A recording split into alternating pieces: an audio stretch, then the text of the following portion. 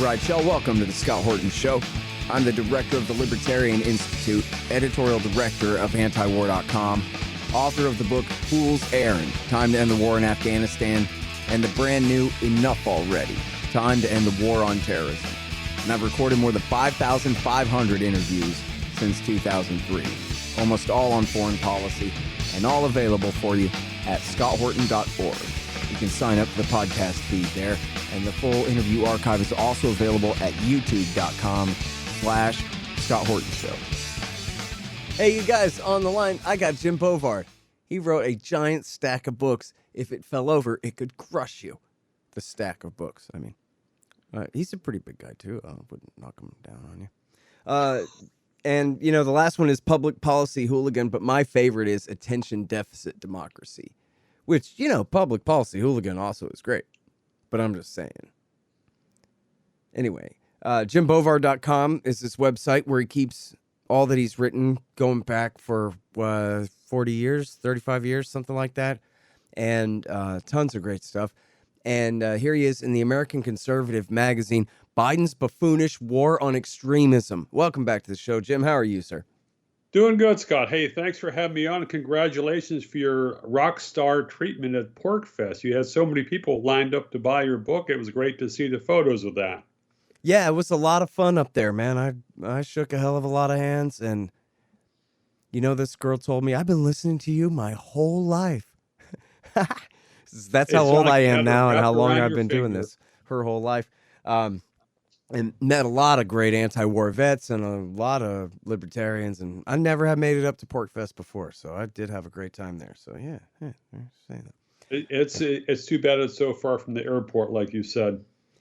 Yeah, but then again, I had a great drive up there with my new friends too. So what the hell? You know? That's great. Excellent.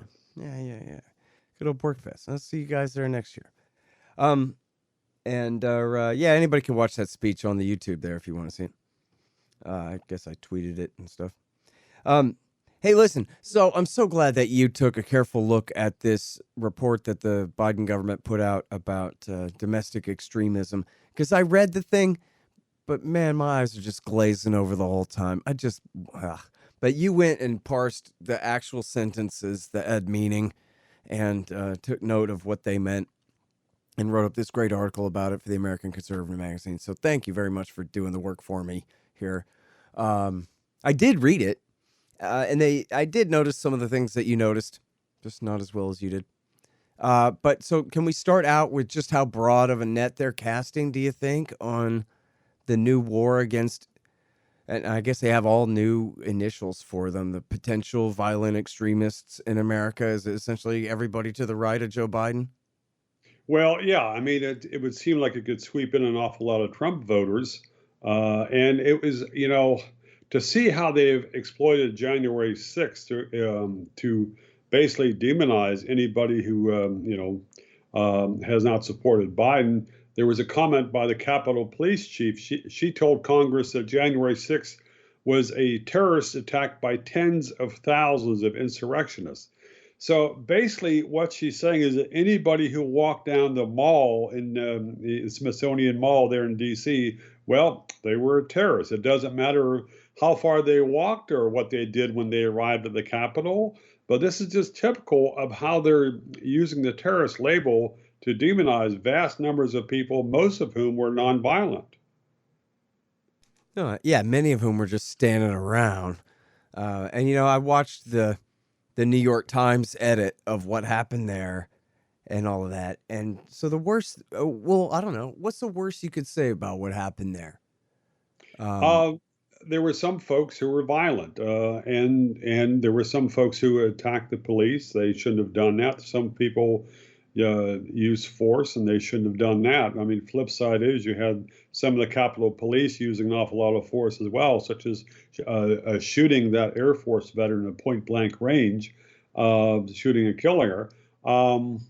But the thing that fascinates me is how in one day, less than one day, the January 6th ruckus became the equivalent of Pearl Harbor and 9/11 and maybe the War of 1812 too. Yes, and thereby anybody who had any vague connection to it was guilty of of insurrection and or guilty of sedition. And this is the type of crime that anybody who's anti-war or libertarian or pro-freedom should be very alarmed by, because it's vague, it's expansive, and it's basically a full employment program for prosecutors who can, throw these terms out there that aren't clearly defined. And you've got vast numbers of folks who are facing, who could face heavy prison sentences, not for what they actually did, but because of their association with ideas that the Biden administration is publicly condemning. Yeah. Now, so here's the thing, though, right? Is that it was just nothing like 9/11 or Pearl Harbor or the War of 1812 or the Oklahoma City bombing or any kind of thing. It was a riot. They keep calling it an insurrection. Can you imagine if all those guys had been holding rifles and stormed that building? Well, that's what an insurrection would have looked like, and that'd have looked like a whole different thing. And Yeah, in other words, it was a stupid ass version of essentially like a big sit-in, right? Of a big civil disobedience, trying to disrupt the vote count. But not like they were going to actually stop Biden from becoming president or stop the Senate from eventually counting those electoral college ballots, etc.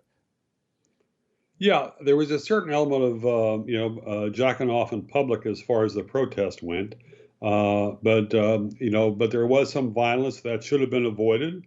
The folks who physically attacked police, yeah, okay, I'm not folks. A lot of those folks deserve prosecution, but it's interesting how the media, allied with the Biden administration, is trying to make political violence seem far more perilous than it actually is.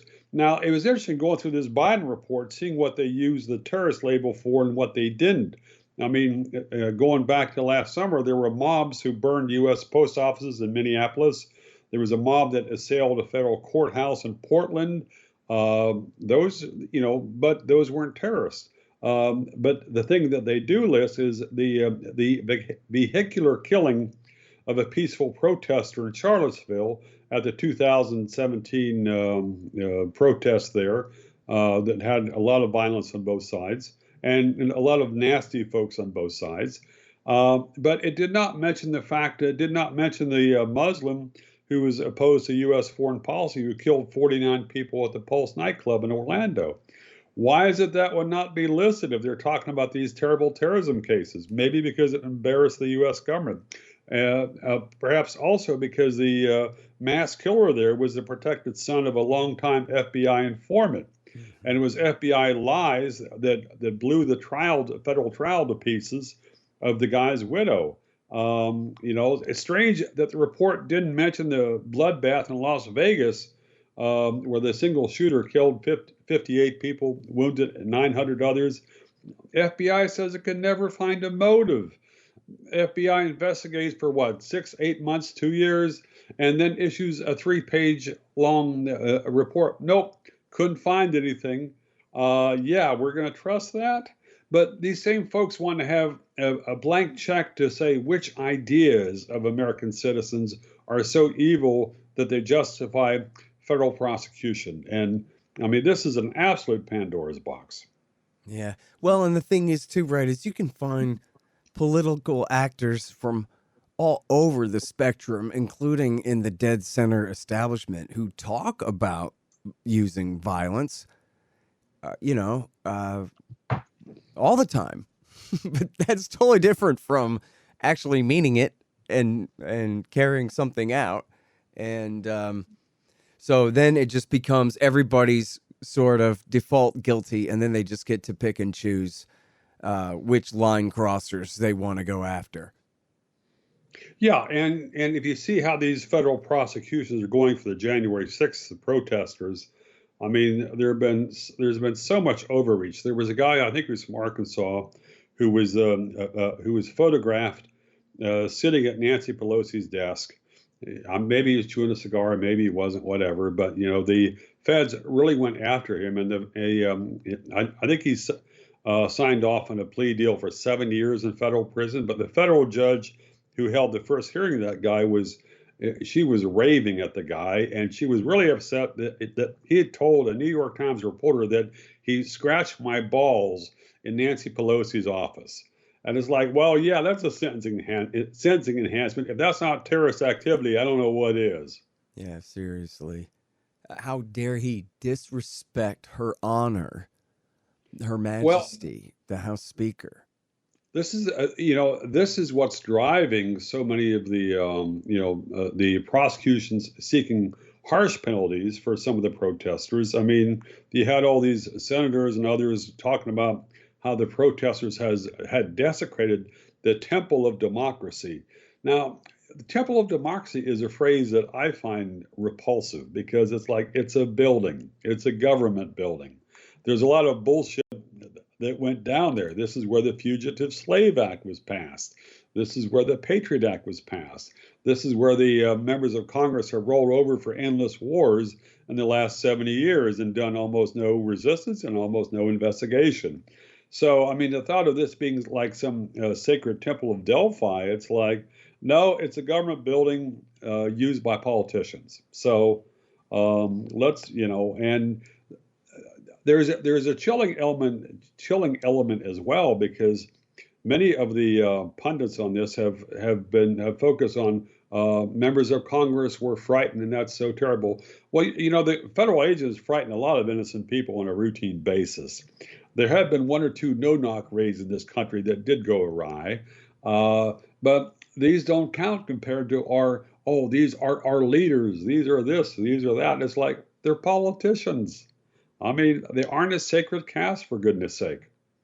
Yeah, and the footage of them all, hiding and all of this stuff, putting gas mask bags over their heads and all this, it's the most embarrassing thing in the world, just seeing how badly they overreacted at the time, too, when not one congressman got in so much as a fist fight there and were protected behind a line of armed cops the entire time. But anyway, Yeah, they got yeah, murdered. That was the joke, right? Was AOC? They killed me. Yeah. Somehow you're still around to complain. Oh, and then it came out that she was actually 300 yards away in some other adjacent, in some other house barely on office campus building. building or something, right?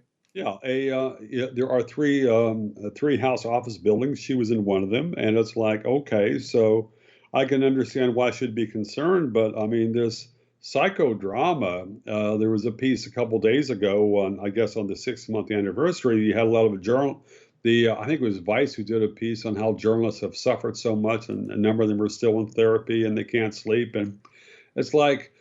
Scott, as someone like yourself who's written about U.S. wars abroad, and you think of some of the really great war correspondents who have endured combat, been there on the front line, and then came back and told us the truth about what was going on.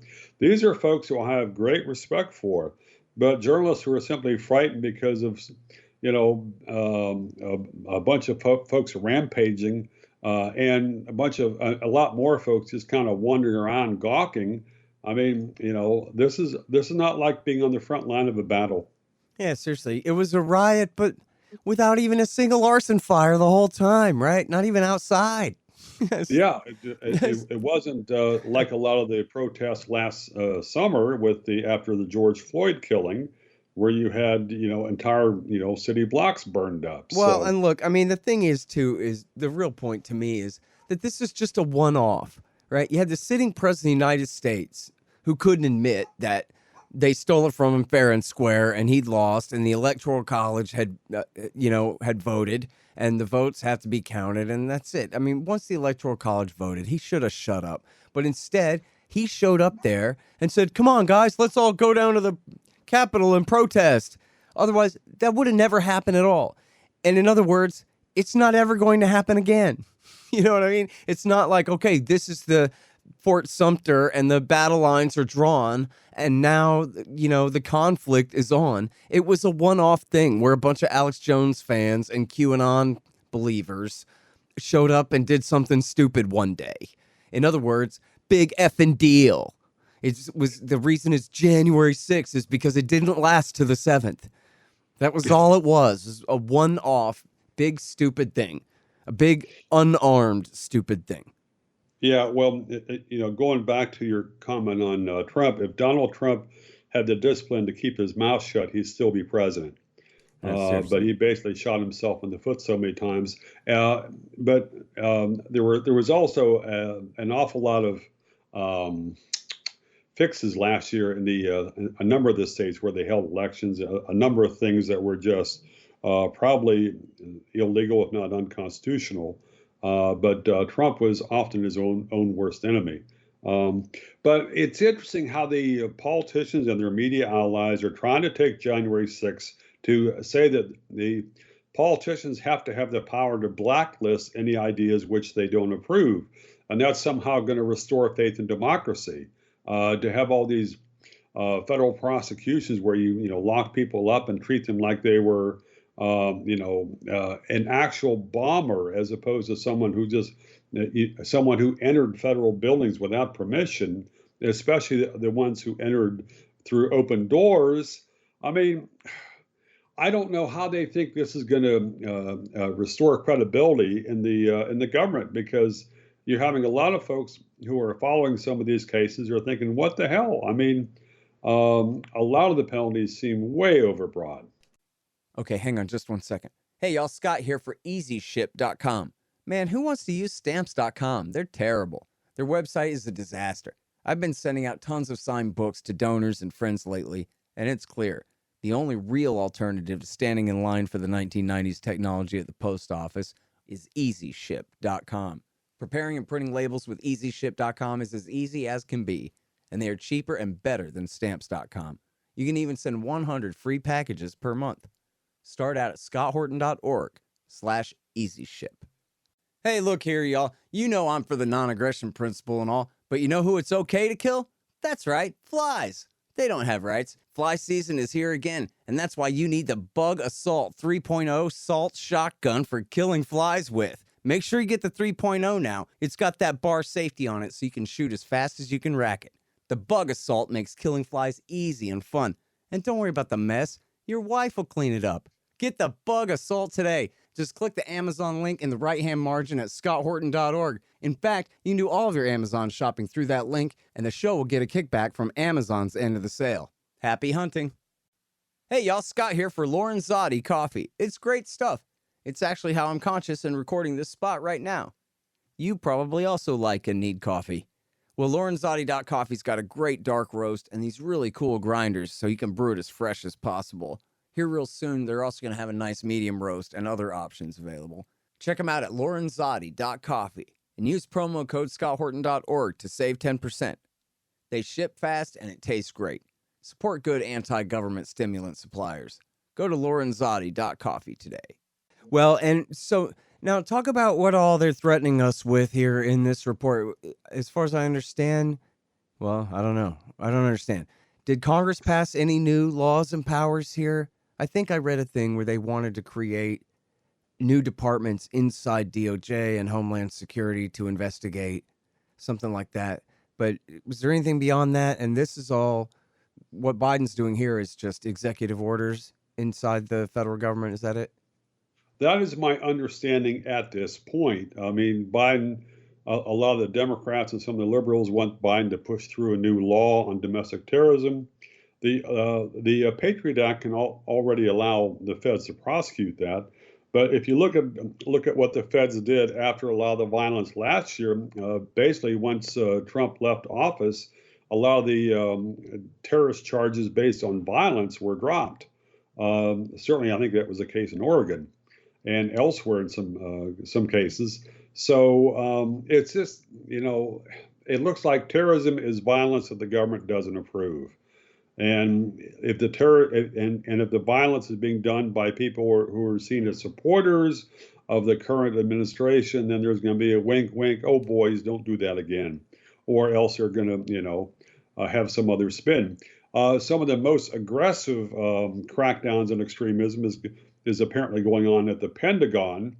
The Pentagon has a new countering extremist working group, And the chief of that is someone who in a series of tweets 2 years ago condemned all Trump supporters as racist. So if they get rid of all the Trump supporters in the military, the U.S. would not even be able to conquer the island of Cuba. So because I would guess that most of the troops who did vote voted for Trump. That doesn't make Trump a good president, but just to see how they're trying to use these definitions, and people are not paying close attention, but especially if these new definitions become the foundation for federal prosecution, this could have a domino effect, and it's a huge danger to libertarians because the FBI is already going out there trying to infiltrate groups who are labeled extremists, even if they're simply nonviolent groups. You can have an FBI agent who's out there saying, "Well, if we really want change, then we've got to set off a few bombs." This has happened after 9/11. It was standard procedure for the FBI, and so there are a lot more perils for people who are pro-freedom than there was a year ago. Yeah. Your friend with the wild ideas that just started hanging out with your group recently is works for them. You could probably kick him right out. And yeah, there was a really good thread by on Twitter by Pope Hat, a defense lawyer in Southern California, and he was saying, yeah, if someone shows up and they, if it's a beard that looks like it was done by some Catholic or Mormon FBI agent to try to look scruffy, it's like, yeah, okay, that's him. That's him. yeah. But certainly, going back to the 1960s. In fact, I talked to a guy, I think at PorkFest, who said they had a new guy in their group who was a former Green Beret or something like that, and they could just tell that this guy was trying so hard to get them to say something stupid. Like, get out of here, man. Well, yeah, and this is an important point because people who are pro-freedom or fighting against the wars, whatever, you don't have freedom of speech if you're standing in the proximity of a federal informant who's taping your comments.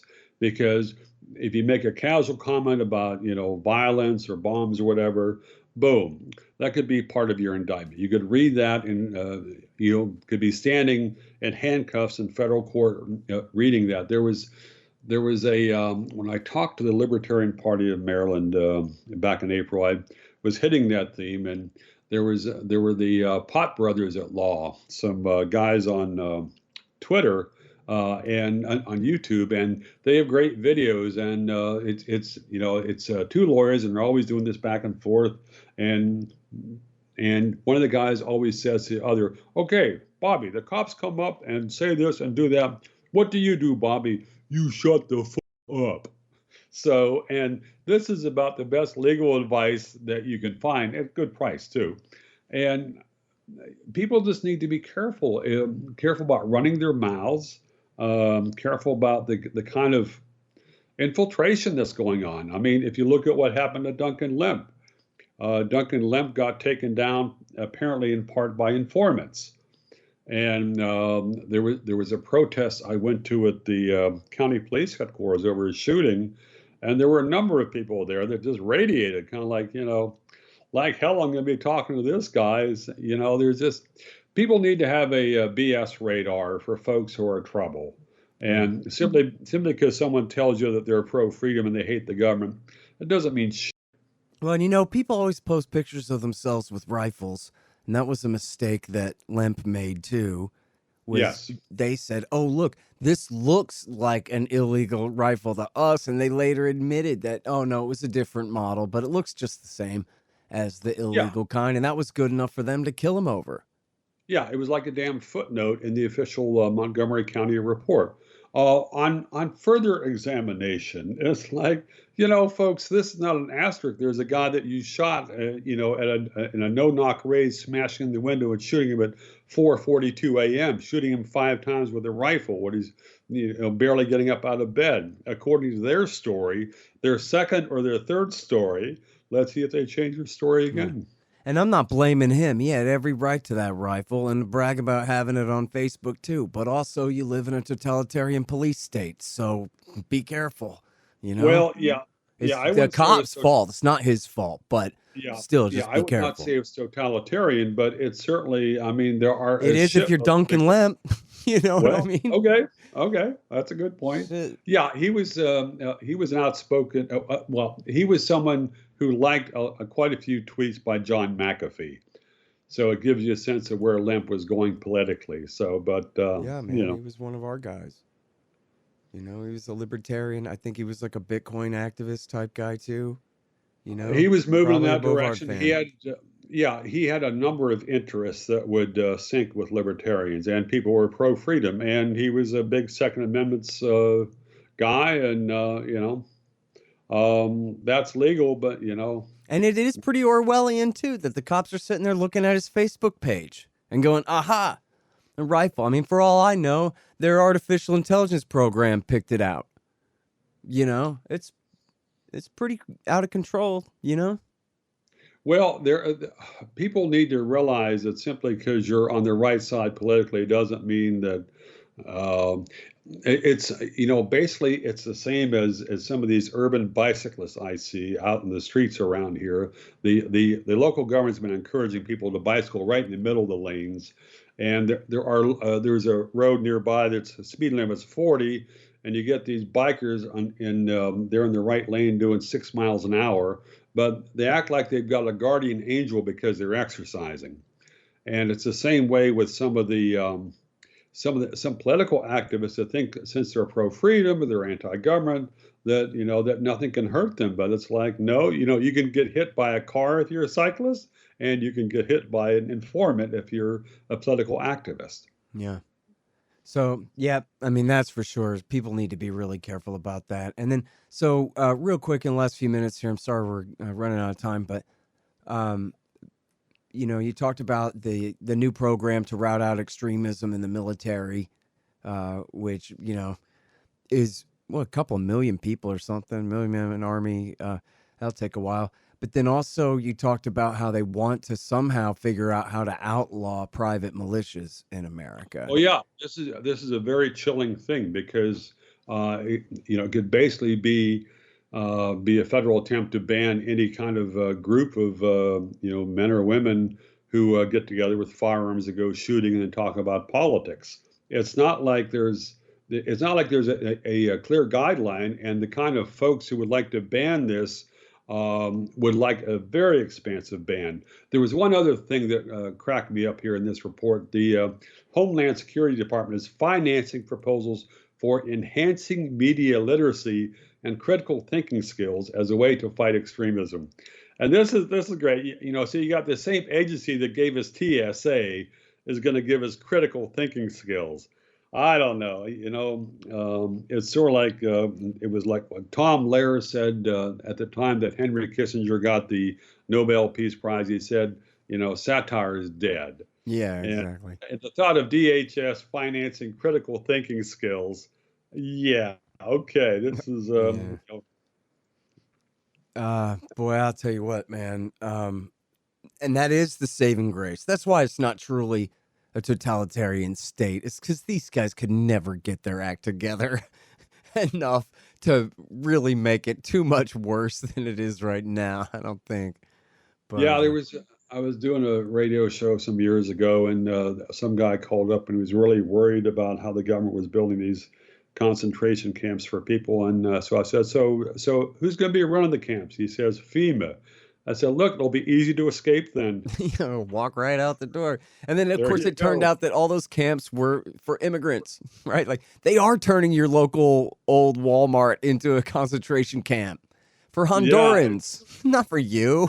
Not coming for Well, you. and yeah, and then the fact came out, the feds had set up a number of those camps in the 1950s that were empty, but in case there was a national emergency, the FBI had a list of people to round up for them. So, Yeah. All right. Well, there was one more big point in here. About the militia thing. Let's just stick with that for just 1 second sure. longer. Is they really can't do that though, right? Like because you have private militias of all different descriptions, probably in all 50 states, or certainly the super majority of them. And as you say, there's no real textbook definition. You could call any gun club a militia if you wanted to, and then But I think the way that you quote them in there, they're talking about trying to get the states to enforce existing laws against militias, something like that. Does that sound like they're going to be able to do that, or really this is not going to go very far? Well, this is something which is inspired by a lot of these anti-extremism activists would like to cancel the Second Amendment and prohibit private gun ownership. And this is so the thought of private citizens gathering in gun clubs or whatever and being active. This is something way up on their target list. But I think it would be absolutely impossible to get a federal law passed on this. It might be unconstitutional, but it's the kind of thing that it'd be the same thing as if the federal government tried to ban AR-15s in the mountains of North Carolina and then go around and confiscate the AR-15s. It would not be pretty and it would not work. So, yeah, and they know that. I forgot who first pointed this out. It ain't an original thought of mine that one silver lining of gun registration is that, man, that's a lot of hard drives full of names of guys with rifles. That at the end of the day, what in the world are you going to do about it in a country of 300 million people where, whatever solid number, tens of millions own rifles? yeah, I mean, but politicians, so many of the media people, especially in the Northeast corridor, are so frightened of private gun ownership. It's like, they had this notion of that the private gun owners are going to rise up and start going house to house and executing people. But a lot of these same folks really haven't responded to the surge in homicides in big cities. It's like, oh, well, that's a different problem. It's like the vast majority of private gun gun owners are peaceful and responsible. So, I got to tell you, I'm not feeling as alarmist as maybe I should about this. It sort of seems like a exercise in stupidity that they know that. Again, back to the size and the real meaning of the January 6th riot there, that there's not too much of a domestic terrorist movement to make out of that. I mean, even if you're trying, the thing is so absurd on its face that somehow that represents some significant part of the population, that are a danger to the rest or whatever. It's hard to pretend to believe that for too long in a row, I think. You know what I mean? I don't know. well, They could frame up some idiots into some things, I guess. But. yeah. I think it depends on where you get your news service from, because if NPR is your primary news source and you're going to be, basically hiding under your desk and still sweating, same for a lot of the other broadcast media. Washington Post has had no bullshit radar on this story. Yeah. And then vilify anybody who said, well, wait a minute, it was a ruckus, maybe it was a riot. But to call it an insurrection is like, total BS. But there's a lot of folks who are very visible who either are, still frightened into, it's kind of similar after what happened at 9/11, Scott. It was like there were two different reactions. There were some folks who were so scared and they stayed scared. And that was how Bush could drag the nation to war in Iraq. There were other folks who didn't get much airtime or didn't get much print visibility who were kind of saying, well, yeah, it was bad. It was a horrible day and, a tragic loss, but it doesn't change the nature of the world or the nature of the U.S. government. So, and we've got a similar thing with January 6th, but there was a whole lot more people were skeptical about the official storyline of January 6th than there were who recognized that 9/11 didn't mean we should give absolute power to George W. Bush. Yeah. But there is that same level of unreality, and they did get away with it for a long time. When I always made the same argument, it's the same thing applies here, even more so. That look, if Muslims were out to get the rest of us, and that's what's wrong here, is that people believe in Islam. Well, there's something like 3 or 5 million Muslims in America. And if that was true, even though that's a very small minority, that's enough people that they could burn your town down or significant parts of it if they were trying to. But apparently they're not, because apparently they have to take their kid to school in the morning, just like everybody else. And so this is just made up. That's not what's going on here. Well, same thing here. You're telling me the right are terrorists? If that was true, the left would be dead. The right are the ones with all the guns. Yep. Well, they're certainly the ones who are more accurate shots. And there's a hell of a lot more than 3 or 5 million of them, too. More like That's true. 100 million of them or something, you know? Yep. What are we talking about here? Apparently, Well, January 6th was January 6th, and it's over, and it's fine. Well, it's sort of like the media narrative on the riots and violence last summer, that they were mostly peaceful. It's like, with the burning buildings in the background, well, it's mostly peaceful. And it's the same with this, saying that the right wingers or Trump supporters are mostly violent. The vast majority of them are not. So I don't know. Some days I almost get cynical. I know it. Well, it's a good thing you keep writing. Well, thanks for the encouragement. Thanks for having me on. And it's great to see your hell raising going so well. Oh, yeah. Well, thank you, Jim, for taking part. Appreciate it. You guys, that's Jim Bovard. Read him at The American Conservative. Biden's Buffoonish War on Extremism. And man, I forgot we didn't get a chance to talk about this whole national service thing. That'll have to be next time. The Scott Horton Show, Anti-War Radio, can be heard on KPFK 90.7 FM in LA, APSradio.com, antiwar.com, scotthorton.org, and libertarianinstitute.org.